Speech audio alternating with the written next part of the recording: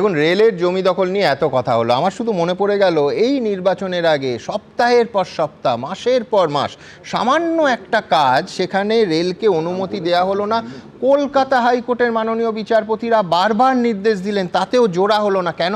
যদি আমার ধারণা, আশঙ্কা ছিল দেশের প্রধানমন্ত্রী এসে ওইটা যুক্ত করে সামান্য 1.5 দিনের কাজ বাকি আছে, যদি কৃতিত্বটা নিয়ে নেন, তার জন্য হাজার হাজার মানুষ সাফার করলেন এবং কাজটা শেষ হলো না। এই হচ্ছে রাজনীতি, যখন একেবারে জনস্বার্থের ওপরে গলা চেপে ধরে তখন ঠিক এই অবস্থা হয়। আর তারই জবাব মানুষ দিয়েছেন ওই 200-র ওপর আসন বিরোধীদের দিয়ে।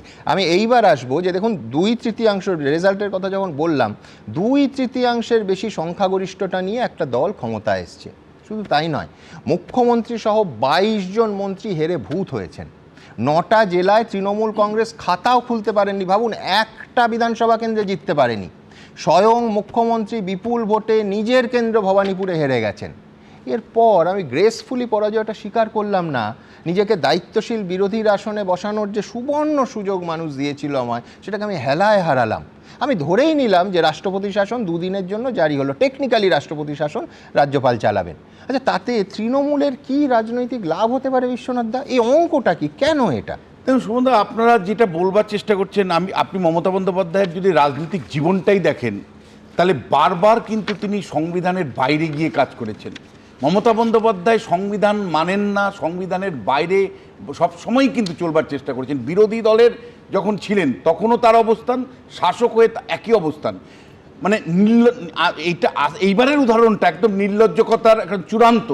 তিনবারের মুখ্যমন্ত্রী থাকার পরে তিনি পদত্যাগ করছেন না, এটার চূড়ান্ত নির্লজ্জকতা না হলে মানে মানে একেবারে বলা যায় চূড়ান্ত নির্লজ্জ অবস্থান ছাড়া একজন মানুষ, এতদিনের রাজনীতিবিদ, তিনি পদত্যাগ না করে কি বার্তা দিতে চাইছেন? দেখুন, এইটা বিরোধী দল যখন ছিল, আপনার মনে থাকতে পারেন, উনি বিরোধী নেতা হিসেবে 2001 সালের পরাজয় মেনেছিলেন, মানেননি, শপথ অনুষ্ঠানে যাননি।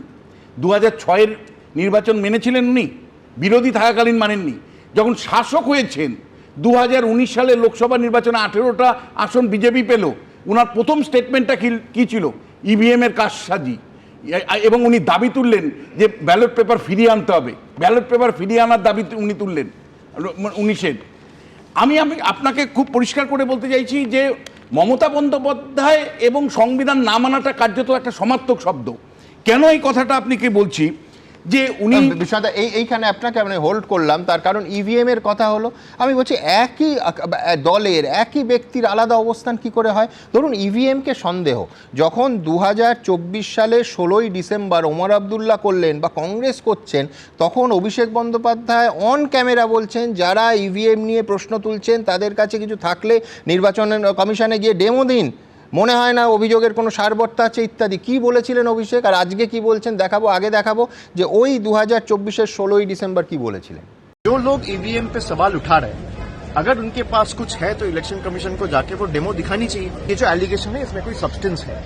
अगर फिर भी किसी को लगता है कि भाई ईवीएम मैनिपुलेट हो सकता है, ईवीएम हैक हो सकता है, तो मुझे लगता है डेलीगेशन जाके इलेक्शन कमीशन को मिलना चाहिए, मिलके डेमो दिखाना चाहिए कि भाई ये टेक्नोलॉजी से या ये सॉफ्टवेयर से या ये मैलवेयर से आपका ईवीएम हैक हो सकता है। অভিষেক বন্দ্যোপাধ্যায়ের এই কথা আমি অন্তত একেবারে সমর্থন করি, কারণ প্রমাণ দিতে হবে তো।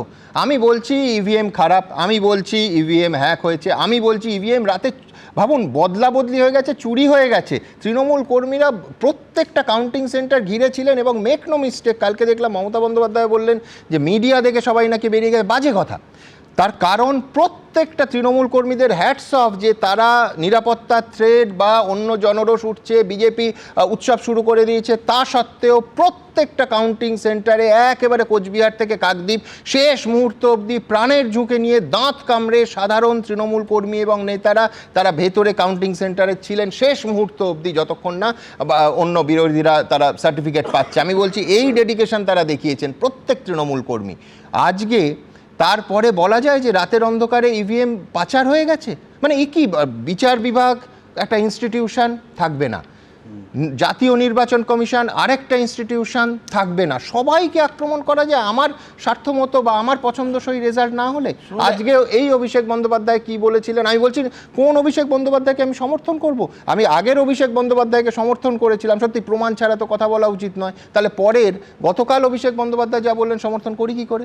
দেখুন, ममता जी ने साफ बताया है कि जिस तरीके से चुनाव में लूट मचाया गया है, हम हारे नहीं है। EVMs can be replaced. तो बहुत जगह से हमारे पास फीडबैक आया है और ये रिटर्निंग ऑफिसर को काउंटिंग वाले दिन पे जमा भी दिया गया है कि जिस ईवीएम पे वोट हुआ है, जब उसको काउंटिंग टेबल पे मैच कर रहे हैं तो सीरियल नंबर 17C के साथ मैच ही नहीं कर रहे। ऐसे 10 ईवीएम कल्याणी से आया है, मेमोरी से आया है। मैं आपको कंप्लेंट का कॉपी देता हूं जहां पे 17C में जो ईवीएम रिकॉर्ड हुआ था और जो काउंटिंग टेबल में जो ईवीएम आया है, दोनों अलग मशीन है, सीरियल नंबर मैच ही नहीं कर रहे। কোন অভিষেক বন্দ্যোপাধ্যায়? আবার এই অভিষেক বন্দ্যোপাধ্যায় ভোটের রেজাল্ট বেরোনোর পর, আগে নয়, তিনি বলছেন, এই বাইটে আপনারা দেখলেন, এখানে বললেন যে হাম লোগ হারে নেই হ্যাঁ, আবার তিনি লিখছেন whatever verdict the people deliver must be accepted by everyone in a civilized society, নিজে লিখছেন প্রথম বাক্য। শুনুন, আমি আপনাকে বলছি, সাংবিধানিক নৈতিকতার সামান্য যদি মানে থাকতো, রেস থাকতো, তাহলে মমতা বন্দ্যোপাধ্যায় 93% মানুষ যারা রৌদ্র ঝড়ে বৃষ্টিতে সেদিন লাইনে দাঁড়িয়ে ভোট দিয়েছেন তাদের সম্মান করতেন। তিনি কিন্তু 93% মানুষের সাথে বিশ্বাসঘাতকতা করলেন। তিনবারের মুখ্যমন্ত্রী হিসাবে পদত্যাগ না করে সাংবিধানিক রীতি ভেঙে তিনি যেটা করলেন সেটা কিন্তু কলঙ্কজনক একটা ইতিহাস তৈরি করলেন। এই মমতা বন্দ্যোপাধ্যায়কে আপনি সাংবিধানিক জায়গায় কখনো দেখেছেন? যখন বিরোধী দলের মানে ছিলেন তখন একরকম অবস্থা, শাসক হয়ে কী করলেন? একটা মিনিমাম পলিটিক্স এবং অ্যাডমিনিস্ট্রেশনের মধ্যে পার্থক্য থাকার কথা। দিনের পর দিন আপনার স্টুডিওতে বলেছি, উনি রাজনীতি এবং প্রশাসনকে একাকার করে দিতেন দিনের পর দিন। যেমন তিনি মানে নবান্নে বসে রীতিমতন তার দলের বক্তব্য রাখতেন, জাতীয় পতাকা, অশোক স্তম্ভ, অথচ তিনি তৃণমূল কংগ্রেসের এবং বিজেপির বিরুদ্ধে বিষাদগার করছেন, সিপিএমের বিরুদ্ধে। তিনি ডেভেলপমেন্টের মিটিং জেলাতে করছেন, অথচ কোনো বিরোধী দলের এমএলএকে ডাকতেন না, বিরোধী দলের এমএলএকে জীবনে কোনো দিন ডাকতেন না, এবং এতটাই পলিটিসাইজেশন করতেন। দিনের পর দিন আমরা যেটা দেখেছি সুমনদা, যে কখন বিরোধীরা যদি কোনো মিটিং মিছিল করবার মানে জন্য আবেদন করতো পুলিশের কাছে, তিনি দিনের পর দিন পুলিশকে কার্যত নির্দেশ দিয়ে রেখেছিলেন যে বিরোধী দলের নেতা বা তাদেরকে কোনো মিটিং মিছিল করতে দেওয়া যাবে না। গণতান্ত্রিক অধিকারকে অগ্রাহ্য করে তিনি এই কাজটা করতেন। বাধ্য হয়ে তাদেরকে হাইকোর্টে গিয়ে মানে মামলা করে সেটা আনতে হতো। আপনি আমায় বলুন সুমনদা, যদি তোমাদের কমপ্লেন থাকতো, এবার ইলেকশন কমিশন আগের থেকে ঘোষণা করেছিল যে রিকাউন্টিংয়ের সুযোগ আছে, 2 জায়গায় রিকাউন্টিংও হয়েছে, এক জায়গায় তৃণমূল জিতেছে, রতিনবাবু তৃণমূলে, বিজেপি জিতেছে। আপনি যদি সত্যি রিকাউন্টিং মানে দাবি করতেন, আমি যদি দেখতাম যে না 200টা জায়গায় আপনি রিকাউন্টিংয়ে দাবি করেছেন, তাও একটা কথা ছিল। আপনি অ্যাপ্রোপ্রিয়েট ফোরাম, যেটা হলো মানে ইলেকশনের যে কোনো রিট পিটিশন কলকাতা হাইকোর্টে করা যেত, আপনি রিট পিটিশন না করে আপনি হাওয়া গরম করছেন, এবং সবচেয়ে বড় কথা আপনি বিশ্বাসঘাতকতা করছেন হলো জনসাধারণের সাথে, যারা মানে 93% রেকর্ড পরিমাণে মানুষ অংশ নিয়ে ভোট দিল একটা সরকার গঠন, সর্বত্র পরিবর্তন। আপনি নিজে পরাজিত হয়েছেন, আপনি পরাজয়টাকে মেনে নিতে পারছেন না। আপনি আমায় বলুন যে কাউন্টিংয়ের দিন একদম সংখ্যা বলছি, 38 জন এমএলএ, 38 জন এমএলএ যখন পরাজিত হয়েছে কাউন্টার সেন্টার থেকে, কোনো বিজেপি কর্মী না, সাধারণ লোক, ইনক্লুডিং মমতা বন্দ্যোপাধ্যায়কে কেন চোর বলেছে। বামপন্থীরা 11 সালে ক্ষমতা হারিয়েছিল, কাউন্টিং সেন্টার থেকে যখন বামপন্থী এমএলএরা বেরোচ্ছিল পরাজিত হয়ে, তাদের বিরুদ্ধে কি চোর স্লোগান উঠেছিল? কেন মমতা বন্দ্যোপাধ্যায়কে চোর স্লোগান শুনতে হয়েছে? কেন 38 জন এমএলএ যারা পরাজিত হয়েছেন তাদের চোর স্লোগান শুনে বাড়িতে ঢুকতে হয়েছে? তার কারণটা হলো যে কার্যত বলা যায় যে দুর্নীতিটাকে আপনি প্রাতিষ্ঠানিক রূপ দিয়েছিলেন, কোনো রাজনীতির সামান্যতম শিষ্টাচার দিনের পর দিন মানেননি। এই ক্ষেত্রেও আপনি কিন্তু সেই একইভাবে ক্ষমতা ধরে রাখবার জন্য, 2 দিন অতিরিক্ত ক্ষমতা থাকবার জন্য সমস্ত সাংবিধানিক নৈতিকতাকেও অগ্রাহ্য করলেন, যেটা কলঙ্ক আপনার একটা জীবনে সবচেয়ে বড় কলঙ্ক। আমি জাস্ট একটা মনে করিয়ে দিই ব্যাপারটা, যে জয়মাল্য বাগচির 13/4/2026 তার একটা উক্তি, এখন তো আমরা অনেক আগে উক্তি নিয়ে কথা বলতাম। Suppose the margin in 2% and 15% of the electorate who are mapped could not vote ... we would definitely have to apply our minds. এবং এখান থেকে আমি বলে দিচ্ছি, এখান থেকে দুটো উদাহরণ দিই। রাজারহাট নিউ টাউনে বিজেপি যিনি জিতেছেন তিনি 316 ভোটে জিতেছেন, আর টোটাল ইলেক্টোরেট বাদ হয়েছে 24,132 জন। আর এবার তুমি বাদ যাওয়াটাকে যোগ করবে, ওরা তৃণমূলকে দিত, সেটা দিত, সেটা দিত, তার কারণ এই ভোট ভোটার এই আর একটা লাইন বললে আমার শেষ হয়ে যাবে। একটা উদাহরণ, একটা লাইন। শামশেরগঞ্জে জিতেছে হচ্ছে 7,587 তে, আর টোটাল ইলেক্টোরেট বাদ হয়েছে 74,775। আমার বক্তব্য হচ্ছে যেখানে টোটাল তৃণমূল ভোট পেয়েছে 2,51,49,000 কিছু বেশি, আমি বলছি 2,51,000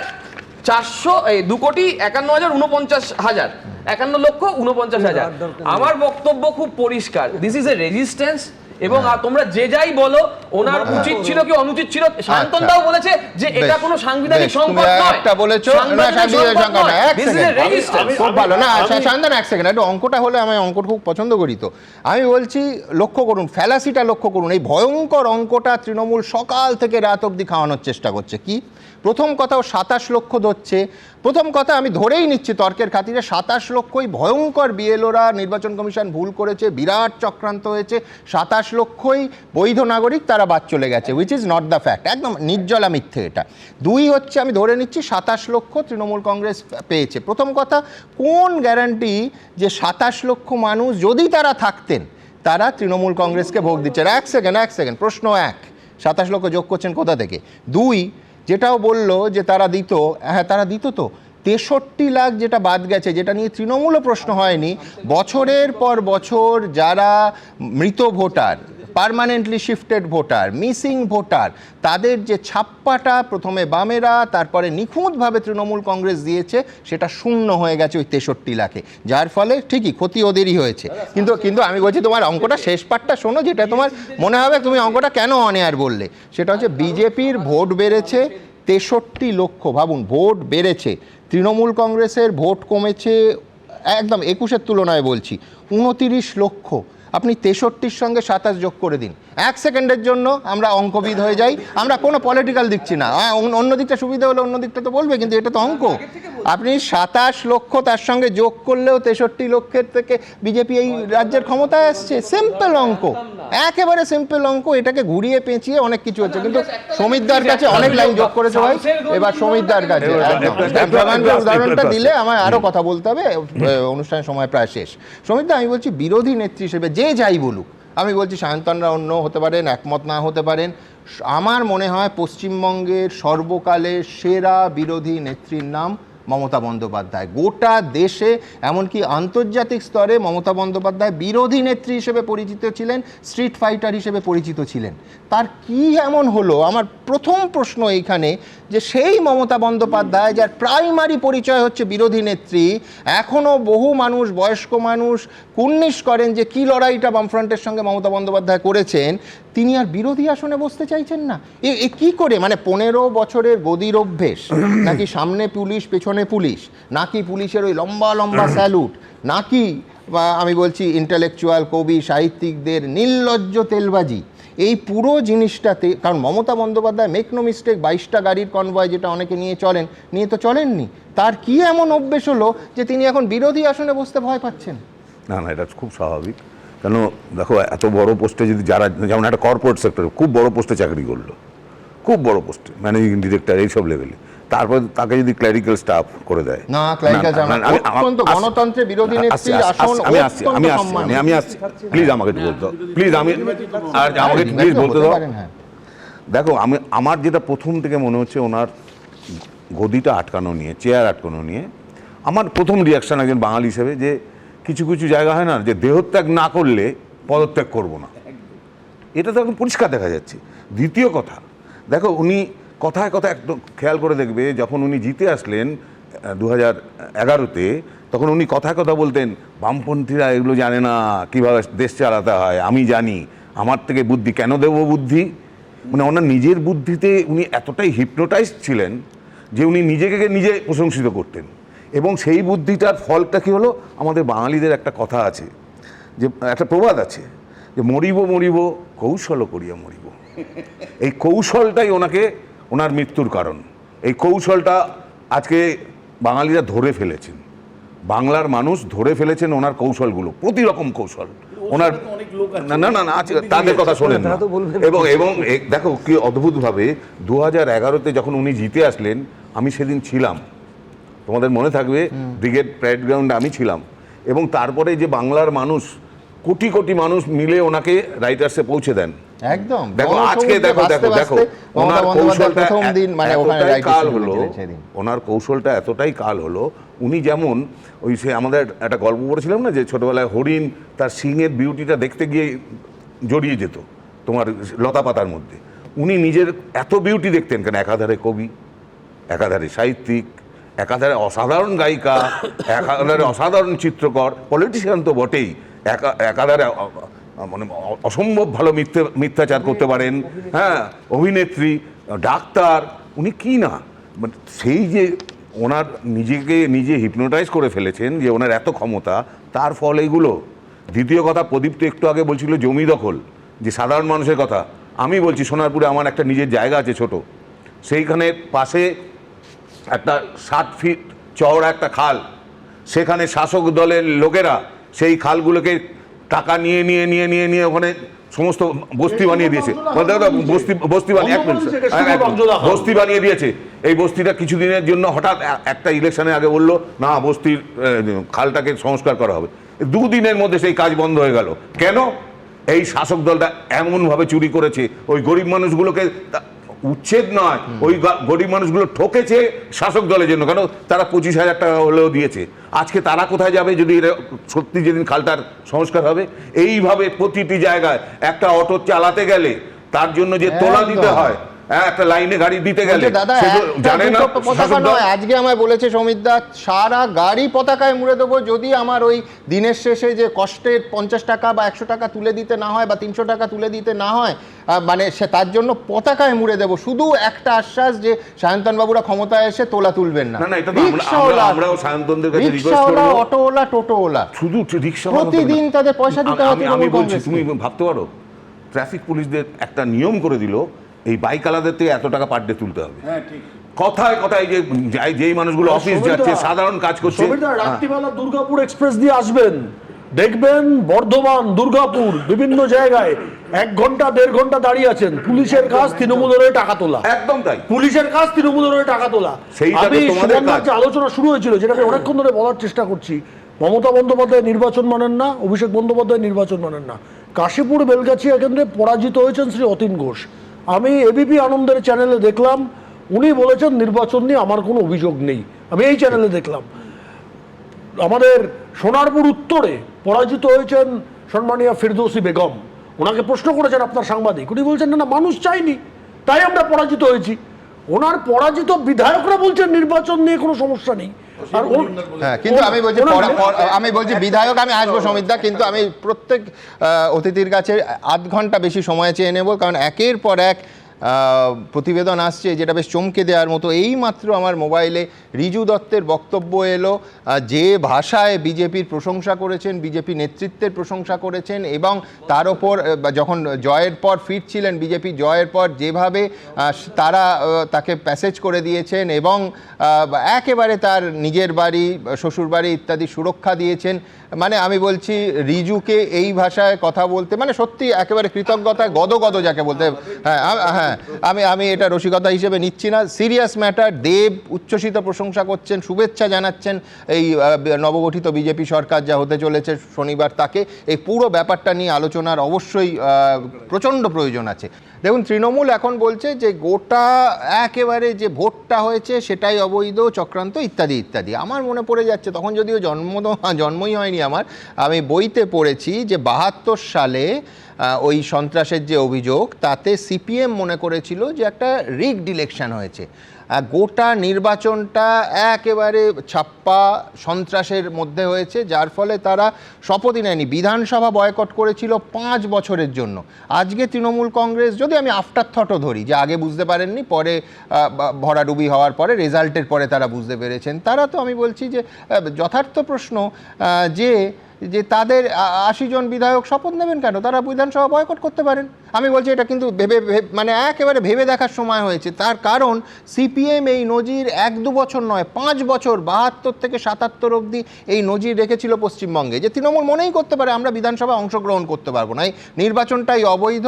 মমতা বন্দ্যোপাধ্যায় বলেছেন লুট লুট লুট। মমতা বন্দ্যোপাধ্যায় কি এই সিদ্ধান্ত নেবেন যে আমরা বিধানসভা বয়কট করব? একেবারে পরিষ্কার এই প্রশ্ন কিন্তু উঠবে। তার কারণ এর আগে আপনি রিপোলও চাননি, রেজাল্ট বেরোনোর পরে রেজাল্ট পছন্দ না হয় কি করে ঘোষণা করলে চলবে? আচ্ছা, এইখান থেকে আমি যেটা নিয়ে আলোচনা করছি বেশ আমার বিস্ময়কর, তার কারণ বড় ভিডিও আমি কোনো রকম এই অনুষ্ঠানের লাইভে আসার আগে রিজুর দেখলাম, উচ্ছ্বসিত প্রশংসা সায়ন্তনবাবুদের দলের। রিজু কি বলেছে, তার সঙ্গে দেব, তিনিও বিজেপি সরকারের উদ্দেশ্যে তার এক্স হ্যান্ডেলে লিখেছেন যে বাংলা চলচ্চিত্র জগতে ব্যান করা এবং বিভাজনের যে সংস্কৃতি আছে তা যেন অতীত হয়ে যায়, এটা সরকারকে, মেক নো মিস্টেক, দেব অন্তত লেখেননি যে এখনও মুখ্যমন্ত্রী মমতা বন্দ্যোপাধ্যায় তৃণমূলের সরকার, বিজেপি সরকারকে নিশ্চিত করতে হবে। আর পাশাপাশি যে প্রশংসা রিজু দত্তের একেবারে নেতৃত্বের নাম করে করে আছে, তাকে বিভিন্নভাবে সুরক্ষা দেওয়ার জন্য আমি বলছি যে এই স্টুডিওতেই বহুবার এসছে। আমি এই ভিডিওটা আরেকটু আগে যদি পেতাম তাহলে হয়তো প্রদীপ্তর বদলে বা প্রদীপ্তর সঙ্গে রিজুকেও ডেকে নিতাম, কিন্তু দ্রুত চক্ষুকর্ণের বিবার ভঞ্জনের জন্য একবার দেখে নিই। ভালো করে দেখুন, পুরোটা দেখাতে পারবো না, 5-7 মিনিটের। আমি বলছি দেখলে বিশ্বাস হবে, মানে এআই দিয়ে তৈরি নয় তো এই প্রশ্ন জাগবে, কিন্তু না, এটা একেবারে 100% খাঁটি বস্তু। দেখুন, বিজেপির ল্যান্ডস্লাইড ভিক্টরি, খড়কুটোর মতো উড়ে গেছে তৃণমূল। আর তারপরই দলের ওপরে ক্ষোভ প্রকাশ করে মুখ খুলতে শুরু করেছেন তৃণমূলের নেতা নেত্রীরা। এবার তৃণমূলের তারকা সাংসদ থেকে শুরু করে দলের মুখপাত্র দুজনের মুখে শোনা গেল বিজেপির প্রশংসা। প্রথমজন ঘাটালের তৃণমূল সাংসদ ও অভিনেতা দেব, আর দ্বিতীয়জন তৃণমূলের মুখপাত্র রিজু দত্ত। বিজেপি যে সৌজন্য দেখিয়েছে, বিজেপি যে উদারতা দিয়ে দেখিয়েছে, বিজেপি যে প্রোটেকশন দিয়েছে, যে সহযোগিতা তার সাথে করেছে, এই ঋণ আমি জানি না আমি শোধ করতে পারবো কিনা। বুধবার সমাজ মাধ্যমে পোস্ট করে বিরাট জয়ের জন্য বিজেপিকে অভিনন্দন জানিয়েছেন দেব। তিনি লিখেছেন, আশা করি রাজ্যের সাধারণ মানুষের প্রগতি, শান্তি ও উন্নয়নের জন্য কাজ করবে নতুন সরকার। এছাড়াও নিজের পোস্টে বিজেপির নতুন সরকারের কাছে আবেদনও জানিয়েছেন দেব। লিখেছেন, নতুন সরকারের কাছে বিনীত আর্জি জানাচ্ছি তারা যেন একতা, শিল্পীর স্বাধীন চেতনাকে তুলে ধরেন। স্টুডিও পাড়ায় টেকনিশিয়ানদের স্বাস্থ্যসাথী কার্ড নিয়ে কয়েকদিন আগেই সামনে এসেছিল দেব ও তৃণমূলের পরাজিত প্রার্থী অরূপ বিশ্বাসের ভাই, যিনি ফেডারেশনের সভাপতি, সেই স্বরূপ বিশ্বাসের সংঘাত। সেদিন স্বরূপ বিশ্বাসকে কড়া ভাষায় আক্রমণও করেন তৃণমূল সাংসদ। এই প্রেক্ষাপটে নিজের পোস্টে অত্যন্ত ইঙ্গিতপূর্ণভাবে দেব লিখেছেন, বাংলা চলচ্চিত্র জগতের ভেতরে ব্যান করা এবং বিভাজনের যে সংস্কৃতি রয়েছে তা যেন অতীত হয়ে যায়, এটা সরকারকে নিশ্চিত করতে হবে। সিনেমা হলো বাংলার অন্যতম শ্রেষ্ঠ পরিচয়, আর এর উন্নয়ন শুধুমাত্র পারস্পরিক শ্রদ্ধা, সহাবস্থান এবং সম্মিলিত অগ্রগতির মাধ্যমেই সম্ভব। নিজের পোস্টে এদিন ঘাটাল মাস্টার প্ল্যান নিয়েও তৃণমূল সাংসদ লিখেছেন, ঘাটাল মাস্টার প্ল্যান বাস্তবায়নের ক্ষেত্রেও আমি নতুন সরকারের সমর্থন ও সহযোগিতা প্রত্যাশা করছি, যা ঘাটালবাসীর কাছে দীর্ঘদিনের স্বপ্ন এবং এক অপরিহার্য প্রয়োজন। এরই মধ্যে বিজেপির সৌজন্যের উদাহরণ দিয়ে ফেসবুকে পোস্ট করেছেন তৃণমূলের মুখপাত্র রিজু দত্ত। সদ্য সমাপ্ত বিধানসভা ভোটে দলের তরফ থেকে কাউন্টিং অবজারভার হয়ে তাকে পাঠানো হয়েছিল পূর্ব মেদিনীপুরে। হারের পর সেখান থেকে বাড়ি ফেরার অভিজ্ঞতা ভাগ করে নিয়েছেন এই তৃণমূল নেতা। আমার মণ্ডল সভাপতি সেই সময় যদি সে চাইতো আমার গায়ে আবির লাগিয়ে দিতে পারতো, আমার গাড়ি ভাঙচুর করতে পারতো, কিন্তু তারা কি করেছে? সে এসে আমার সাথে হাত মিলিয়েছে, বলেছে একটু রাস্তাটা খালি কর, রিজুদার গাড়িটাকে বার করে দে। রিজু দত্তের দাবি, ভোটের ফল বেরোনোর পর তাকেও হুমকি দেওয়া হয়েছিল, আর তখন বিজেপির তরফ থেকে তাকে সাহায্য করা হয়। এই প্রেক্ষাপটে নিজের দলের নেতাদের সম্পর্কেও চাঞ্চল্যকর মন্তব্য করেছেন তৃণমূলের এই মুখপাত্র। তৃণমূলের প্রতিটা জনপ্রতিনিধি বিজেপির প্রতিটা নেতাকে ফোন করে সারেন্ডার করে দিয়েছে, বলেছে ইমিডিয়েট তারা বিজেপি জয়েন করতে চায়। প্রতিটি বিজেপির বিধায়ক যাদের আমি ফোন করেছি তারা দুটো রিংয়ের মধ্যে আমার ফোন ধরেছে। বিজেপির দিল্লির শীর্ষ নেতৃত্ব এবং বিজেপির বাংলার শীর্ষ নেতৃত্ব আমাকে ওপেনলি বলেছে, তুমি বুক ফুলিয়ে তৃণমূল কংগ্রেস করো, তোমার পরিবারের ওপরে কোনো আঁচ আসবে না। শুভেন্দু অধিকারীর কাছেও ক্ষমা চেয়েছেন রিজু দত্ত। বিজেপির নেতার শুভেন্দু অধিকারী, তাকে আমি অনেক পার্সোনাল অ্যাটাক করেছি, অনেক।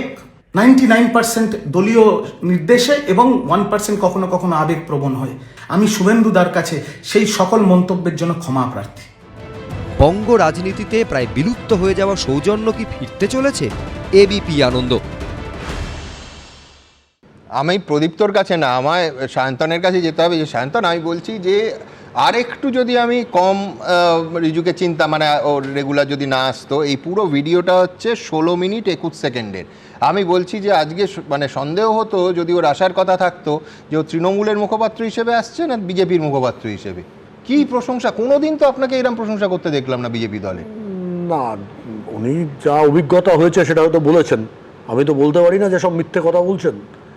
হয়তো ওনার এরকম কোনো অভিজ্ঞতা অবশ্যই হয়েছে। তৎকাল বিজেপি হচ্ছে, কিন্তু তৎকাল বিজেপিরা অত্যাচার বেশি করছে, এটা আমি বলছি। যারা এমন হয়েছে, আমি স্পেসিফিক বলে দিচ্ছি, ডানকুনিতে দুপুর 12টা অবধি তৃণমূলের কাউন্টিং ক্যাম্পে বসেছিল। তৃণমূল হেরে গেল, তারপর সেখান থেকে গেরুয়া আবির পরে মেখে তৃণমূলেরই পার্টি অফিস ভেঙেছে। এরকম বহু উদাহরণ এসছে। এই তৎকাল বিজেপিদের আমরা ঢুকতে দেবো না। আমি কালকে নিজের চোখে একটা দৃশ্য দেখেছি, আপনাকে বলি। সেটা হচ্ছে বিজেপির একটা শান্তি মিছিল বলুন বা অভিনন্দন, ভোটারদের অভিনন্দন জানা, সেখান থেকে আমি ইচ্ছে করেই বিধায়কের নাম বলছি না, তার মাইকে বলা হচ্ছে যে সমস্ত বিরোধী দলের যারা নেতাকর্মী তাদের শরীরে টরীরে নয়, মনে যদি আমরা আঘাত দিয়ে থাকি সেই জন্য আমরা ক্ষমা প্রার্থী, সবাইকে অভিনন্দন ইত্যাদি ইত্যাদি। এক সেকেন্ড, সেইখানে জয় শ্রীরাম বলে সব থেকে বেশি যারা চিৎকার করছে তারা এই গোটা ভোটটায় তৃণমূলের হয়ে শুধু খেটেছে নয়, যারা ব্যানার হোর্ডিং ছিঁড়েছে তারা সব থেকে বেশি জয় শ্রীরাম বলে চিৎকার করছে। এই কিন্তু আপনাদের যতটা বলা সহজ, খুব কঠিন। আমি বলছি এটা কঠিন, কিন্তু রাজ্য সভাপতি স্পষ্ট করে বলেছেন, আজকেও বলেছেন যে কোনো ধরনের তৎকাল বিজেপি ঢুকতে দেওয়া হবে না। আমার সেম অভিজ্ঞতা হয়েছে দাদা। আরেকটা পয়েন্ট আমি অ্যাড করি। কাশীপুর বেলগাছিয়ায় আমাদের বিধায়ক শ্রী রিতেশ তিওয়ারি, সে আজকে গেছিল, ওখানকার কাউন্সিলরের বাড়ি আক্রমণ করেছিল তৎকাল বিজেপিরা, এবং সেখানে বসে থেকে যে পুলিশে অভিযোগ দায়ের করেছে, এবং আমার কাছে যা খবর আছে পুলিশ বোধহয় কিছু গ্রেপ্তারও করেছে। এই তৎকাল বিজেপি যারা হয়েছে 12 ঘন্টার জন্য, 2 ঘন্টার জন্য, 10 ঘন্টার জন্য, তাদের বিজেপিতে কোনো স্থান নেই। ঠিক আছে, কিন্তু তাদের ঢোকার সুযোগটা কি করে পেল? এখানে ছোট্ট একটা অভিজ্ঞতা দেখো, আমি একটা সরকারি কাজ করতাম, অফিসার অন স্পেশাল ডিউটি, গতকালকেই তার রিলিজ চেয়ে নিয়েছি। কিন্তু যেখানে কাজ করতাম সেখানে আমি গত পরশু অবধি যাদের দেখেছি, তুমি যেরকম উদাহরণ দিলে, যে তারা দলের প্রাতিষ্ঠানিক একটা জায়গায় ছিলেন, অর্গানাইজেশনের একটা বড় জায়গায় ছিলেন, তারা গতকালকে ওই ঠিক জয় শ্রীরাম বলতে বলতে বলতে বলতে প্রত্যেক আধিকারিকের ঘরের সামনে দিয়ে পুরো 1তলা থেকে 10 তলা অবধি হেঁটেছেন। তারা কষ্ট করে যাচ্ছেন সমান্তরালভাবে। কিন্তু আমি বলছি দল নিশ্চয়ই নজরদারি করবে। দল ইতিমধ্যে একটা স্টেটমেন্ট জারি করেছে, তৃণমূল কংগ্রেসের ইয়েতেও আছে, দেখবে সোশ্যাল মিডিয়াতেও আছে, যে বিভিন্ন নেতা বিভিন্ন রকমের বক্তব্য দেখাচ্ছেন। সেটা এই মুহূর্তে যারা মুখপাত্র যাচ্ছে টিভিতে বা দল তাদের ফেসবুক বা টুইটারে দেবে, ততক্ষণ পর্যন্ত সেটা দলের বক্তব্য হবে না। কিন্তু আমি ব্যক্তিগতভাবে মনে করি সৌজন্যের রাজনীতি এবং অন্যায়কারীদের সাজার রাজনীতি, এটা যেন আসে, যাতে আমার সংস্কৃতি পরিবর্তন হয়। তৎকাল তৃণমূল কিন্তু সিপিএম থেকে যখন তৎকাল তৃণমূল হলো, তাদেরকে স্বাগত জানিয়েছিল মমতা ব্যানার্জি। আমরা কিন্তু স্বাগত জানাচ্ছি না। ঠিক যেমন আমার এটা যোগ করতেই হবে, সেটা হচ্ছে ঠিক যেমন এই তৎকাল বিজেপির জন্য আমার নিজের বিশ্লেষণে যে 21-এর বিজেপির ভরাডুবির তো অনেকগুলো কারণ ছিল, অন্যতম প্রধান কারণ ছিল এই তৎকাল বিজেপি যারা চার্টার্ড প্লেনে তৃণমূল কংগ্রেস থেকে বা অন্য রাস্তায় সরাসরি বিজেপিতে যোগ দিয়েছিলেন। কিন্তু এইখানে আমি বলছি যে আদিদের কথা আমি কি করে ভুলে যাই? আদি তৃণমূল যারা, আদি বিজেপি নয়, তারা এখন সরাসরি দলীয় নেতৃত্বকে টার্গেট করছেন। কি বলছেন তারা, কতটা যুক্তি আছে আপনারা বিচার করবেন, তাদের কথা শোনাবো। পরপর 3টে ছাগল ষাঁড় দিয়ে দাঁড়িয়ে, তাদের গলায় ঝুলছে কাগজে লেখা নাম। 3টি নামগুলো স্পষ্ট। তাই তো কলকাটি নেড়েছিল যাতে বিধানসভার টিকিট আমি না পাই। এই 3 জন, এই রবি চ্যাটার্জি, স্বপন দেবনাথ, অরূপ বিশ্বাস। মনত করেছিলাম কারুর গলায় ঝোলানো কাগজে লেখা স্বপন দেবনাথ, পূর্বস্থলী দক্ষিণ। কারুরটায় লেখা রবীন্দ্রনাথ চট্টোপাধ্যায়, কাটোয়া। আরেকজনের গলায় ঝোলানো কাগজে লেখা অরূপ বিশ্বাস, টালিগঞ্জ।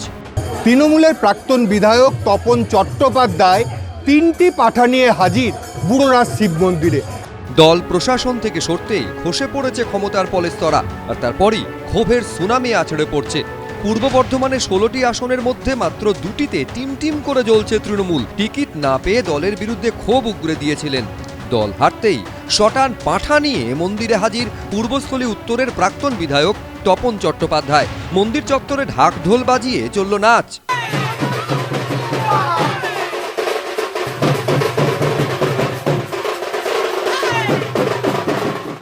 ভাস করে কৃষ্ণপক্ষে পঞ্চম বন্দিত কাশ্যপগীত গোত্র অরূপ বিশ্বাস দে দাসস্য সর্বপচ্ছান্তি পূর্বক নবগ্রহাদি সর্ববাধা ছাড় শিশু নিবেদন করতে জামালায় শিবায় জমায় ধর্মরাজায় বুড়ো রাজায় নম শিবায় নম। আমাকে ভগবান বাঁচিয়ে দিয়েছিল, আমি বেঁচে গিয়েছি। অভিষেকের আইপ্যাক, সেই আইপ্যাক 20 লক্ষ টাকা চেয়েছিল আমার কাছে, এদের উৎসর্গ করলাম, তো আমি বেঁচে গিয়েছি, কিন্তু এরা বাঁচেনি। টিকিট না পেয়েই কাঠগড়ায় তুলেছিলেন আইপ্যাককে। আর এদিন দলের ভরাডুবির জন্য সরাসরি নিশানা করলেন অভিষেক বন্দ্যোপাধ্যায়কে। তাকে দায়ী করবে একদম অভিষেক ব্যানার্জি। অভিষেক ব্যানার্জি 74টা এমএলএকে বাদ দিয়ে ও ভেবেছিল আমি করব সব, কিন্তু পারল না।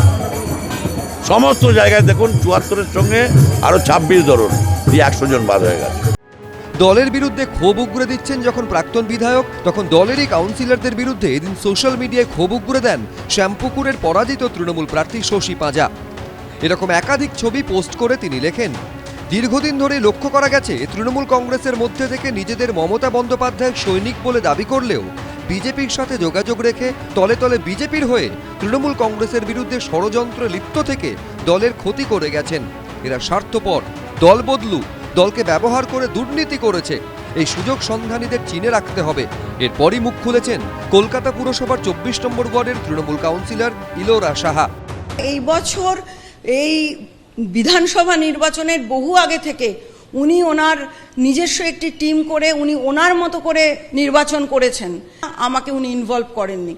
পুরো নির্বাচন প্রক্রিয়ায় আমি বাদ ছিলাম। 2017-র পর দীর্ঘ 9 বছর উনি কিন্তু 24 নম্বর ওয়ার্ডের উন্নয়নের খাতে নিজের বিধানসভা অঞ্চল হওয়া সত্ত্বেও কোনো ওনার তহবিল থেকে কোনো টাকা দেননি। ইলোরা সাহার পথেই ক্ষোভ উগরে দিয়েছেন 18 নম্বর ওয়ার্ডের তৃণমূল কাউন্সিলর সুনন্দা সরকার। উনি উত্তরাধিকার সূত্রে পেয়েছেন, যেন এটা একটা ওনার পার্সোনাল আলমারিতে পাওয়া দলিল পেয়েছেন। উনি দলটাকে দল মনে করেননি, দলিল মনে করেছেন। উনি ইদানিংকালে নারী শিশু কল্যাণ মন্ত্রী ওই মিনিস্টারটা ছেড়ে উনি কমপ্লেন মিনিস্টার হয়ে গেছিলেন। এবং সর্বোপরি এখানে যে অপরাধ করতো তাকেও যা কেস, যে না করতো তাকেও তাই কেস। 15 বছর ক্ষমতার অলিন্দে, ক্ষমতা থেকে সরতেই শৃঙ্খলা খান খান, আর দিকে দিকে ক্ষোভের বিস্ফোরণ। রানা দাস, ময়ূখ ঠাকুর চক্রবর্তী, অর্ণব মুখোপাধ্যায়, এবিপি আনন্দ। দেখো সুমন, আমার খুব ভালো লাগছিল প্রদীপ্তর মুখে শুনতে যে বিজেপির প্রশংসা করছিল যে সৌজন্যের রাজনীতি হওয়া উচিত। হ্যাঁ, কিন্তু অফিসিয়ালি সমিতি এক সেকেন্ড অফিসিয়ালি তৃণমূল কংগ্রেস জানিয়ে দিল যে এই সব বক্তব্য সব ব্যক্তিগত, এর সঙ্গে অফিসিয়াল পজিশন অফ পার্টির এর কোনো মানে স্পষ্টত নাম উল্লেখ নেই, কিন্তু রিজুর বক্তব্য পার্টি ইনডিরেক্টলি খারিজ করলো বলা যায়। সেটা হতে পারে রিজু কেন করেছে, আমি এক সেকেন্ড ওনাদের খারিজ আর কোনোটাই আমরা বিশ্বাস করি না, এক নম্বর। দ্বিতীয় নম্বর, ওই যেটা প্রদীপ্ত বলছিল যে বিজেপির প্রশংসা করছিল, খুব ভালো কথা। আমি প্রশংসা করিনি। এক মিনিট, যে এইটাই হওয়া উচিত। আমি এটা হওয়া উচিত বলে এক মিনিট বলতে চাই। প্রদীপ তো বিজেপির প্রশংসা করেনি, করবে না। তৃণমূলের সৌজন্যবোধ কি, তৃণমূলের কালচার কি, সেটা দেখা গেল এইমাত্র ভিডিওতে, যে একজন প্রাক্তন বিধায়ক তিনি 3টে পাঠা নিয়ে এসছেন। এটা কি কালচার? এক নম্বর। দ্বিতীয় নম্বর, আমি দিনের পর দিন এইখানে বসেই বলেছি যে আমাদের রাজ্যে অভিষেক বন্দ্যোপাধ্যায়ের বাড়ির সামনে এই রকম কেন সিকিউরিটি থাকবে, কেন হাজার হাজার পুলিশ ওখানে থাকবে, কেন সাজোয়া গাড়ি আমরা যে বলছি, যেটা এবার তৃণমূল খুব বলছিল যে সাজোয়া গাড়ি নিয়ে এসছে, এটা কোথায় দেখেছি আমরা ওই হরিশ মুখার্জি স্ট্রিটেই দেখেছি। দিনের পর দিন, বছরের পর বছর আমাদের অফিসিয়াল কাজে আমরা বেরোলে আমাদের ওখানে রাস্তায় ভোগান্তি হচ্ছে। কেনই বা ওখান থেকে এখন তোলা হয়েছে, তাছাড়াও এক্সট্রা সিকিউরিটি এখনো দেওয়া হচ্ছে, সেটা কেন দেওয়া হবে? আমি এখানে একটা যোগ করবো, সেটা হচ্ছে দুটো কারণ। একটা হচ্ছে দেখুন, সাধারণ মানুষ এ নিয়ে তৃণমূলের এক মন্ত্রীর প্রদীপ্ত জানবে, একেবারে কড়া, একাধিক মন্ত্রীর একজনের তো বিশেষ করে কড়া অবস্থান আছে যে এই যে 22টা গাড়ির কনভয়, 11টা গাড়ির কনভয় মারাত্মক। সাধারণ মানুষের একেবারে রিপালসিভ তাদের অ্যাটিটিউড হয় এই ব্যাপারে, এইগুলো দেখে। কিন্তু এছাড়াও সাধারণ মানুষ যারা ওই রাস্তা দিয়ে যান, আমরা প্রত্যেকে যাই, তাদের একটা সাধারণ যাতায়াতের অসুবিধে নিয়ে এটা কিন্তু আজ নয়, বহু বছর আগে। হ্যাঁ, আমি 2019-এ একেবারে সরাসরি এই স্টুডিওতে বসে মমতা বন্দ্যোপাধ্যায়কে এই নিয়ে প্রশ্ন করেছিলাম। তিনি শটান বলেছিলেন এটা সুজন চক্রবর্তী রটাচ্ছেন, কিন্তু রাস্তার যাতায়াতটা তো সুজনবাবু বা তার ভাষাতেই শূন্য হয়ে যাওয়া বামফ্রন্টের বিষয় নয়। বাড়তি সিকিউরিটি যদি কারোর প্রয়োজন হয়, হতেই পারে। তার একেবারে যেরকম জ্যোতিবাবুর ক্ষেত্রে এমন একটা কর্নারে তার ইন্দিরা ভবনটা করা হয়েছিল যেখানে সাধারণ বাস চলাচলের রাস্তা নয়, সাধারণ গাড়ি চলাচলের রাস্তা নয়। এইটা বোধহয় মানে আমি বলছি সায়ন্তনবাবুরাও ক্ষমতায় আসবেন, তারা একটু মানে দেখে শুনে নিতে পারেন, কারণ মানুষের অসুবিধা হয়। কি বলেছিলাম রাজ্যের তৎকালীন মুখ্যমন্ত্রীকে, বিদায়ী মুখ্যমন্ত্রীকে, তিনি কি বলেছিলেন দেখাবো। অভিষেক বন্দ্যোপাধ্যায় বাড়ির রাস্তা কেন বন্ধ থাকে? মানুষের অসুবিধা হচ্ছে, গার্ডরেল দেওয়ার ফলে নাকি একটা করে ভোট কমে যাবে, এই তো হয়েছে। মিথ্যে কথা, এটা সিপিএম রটিয়েছে, সিপিএম তো বিজেপি করেছে, এটা কে রটিয়েছে? এইসব কথা সবচেয়ে বেশি সুজন চক্রবর্তী বলে, কুজন চক্রবর্তী, ওনার সৌজন্য এটা বলা। নিজেও তো যাদবপুরে হেরেছে, জিজ্ঞেস করুন না কারা বলেছে সব। আজ থেকে 7 বছর আগে 2019 সালের 13ই জুন এই প্রশ্ন করেছিলাম। হ্যাঁ, পাশাপাশি অবশ্য আরেকটা প্রশ্ন ছিল যে ওই প্লটের ব্যাপারটা, কালীঘাটের প্লটের ব্যাপার, তখন গণশক্তি একটা সিরিজ করে দলিলের ছবি টবি দিয়ে। আর সৌজন্যবোধের ব্যাপারটা তো স্বয়ং মুখ্যমন্ত্রী, বিদায়ী মুখ্যমন্ত্রী দেখালেন যে কি অবস্থায়। আমার কথা হচ্ছে যে একটা রাজ্যের মানুষ কতটা অরক্ষিত ছিল গত 11-15 বছর ধরে মানুষ দেখেছেন, সেখানে একজন সাংসদের এই সিকিউরিটিটা খুব দরকার ছিল। এটা এক। লাস্ট যেটা আমি বলবো যে এই যে ফ্রেন্ড রিকোয়েস্ট পাঠানো যেটা এরা করছে, কি রিজু দত্তরা, আমি বলছি যে এই যে বিভিন্নভাবে বন্ধু হওয়ার চেষ্টা, এই যে জয় শ্রীরাম বলে এখন দেখবেন জায়গায় জায়গায় হচ্ছে, এরকম লোকও দৈবী হচ্ছে যে যারা লেনিনের মূর্তি ভাঙছে। আমি বলছি যে এটাও মারাত্মক, এই পলিটিক্যাল ইনটলারেন্সটা। শ্যামাপ্রসাদ মুখার্জির মূর্তি যেরকম থাকবে, আমাদের এখানে লেনিনের মূর্তিও থাকবে। এই জায়গাটা যদি বন্ধ করতে না পারেন, অর্থাৎ যারা লেনিনের মূর্তি ভাঙছে তারা যদি বন্ধু হয়ে যায় শান্তনুবাবুদের, তাহলে রাজ্যের জন্য আর একটা বড় বিপদ অপেক্ষা করছে, এইটুকু বলতে পারি। সিকিউরিটি নিয়ে বলতে যাই, অভিষেক বন্দ্যোপাধ্যায়ের পাড়া নিয়ে কথা হলো, ওনার কনভয় যখন যায় তখন দেখেছেন কখনো? আমি নিজে প্রত্যক্ষ করেছি। রাষ্ট্রপতি, প্রধানমন্ত্রী, উপরাষ্ট্রপতি, এনাদের যে সিকিউরিটি স্ট্যান্ডার্ড থাকে, পুলিশ দড়ি দিয়ে রাস্তা আটকে দেয়, ব্যারিকেড করে দেওয়া হয়। ঠিক একইভাবে তিনি যখন রাস্তা দিয়ে যেতেন, কয়েক ঘন্টা, 1 ঘন্টা 2 ঘন্টা আগে থেকে সেভাবে ব্যারিকেড করে দিত police. Who is Abhishek Banerjee? ওনার মতো প্রায় 900 সাংসদ আছেন ভারতবর্ষে। তোমরা সিকিউরিটি তাদের কারণ করা হতো তো। ভোটের আগে এক্সিট পোল দেখে তো আমরা বুঝতে পারিনি কি ফল হবে, কিন্তু প্রথম বুঝলাম যখন আমরা দেখলাম এই টিভিতে যে বর্ধমানের একজন কাউন্সিলর বসে রয়েছেন মাঝ রাস্তায়, তাকে তুলিয়ে দিয়ে সাধারণ পুলিশ কর্মী লাথি মেরে তার চেয়ারটা উড়িয়ে দিলেন। কালীঘাটে যারা যখন লাঠিচার্জ হলো তখন সাধারণ পুলিশ কর্মী কিন্তু লাঠিটা চালালো। কাজরি বন্দ্যোপাধ্যায়কে তুলে দিলেন সাধারণ একজন পুলিশ কর্মী। তখনই বুঝে গেছিলাম দেয়ালের লিখন বদলেছে।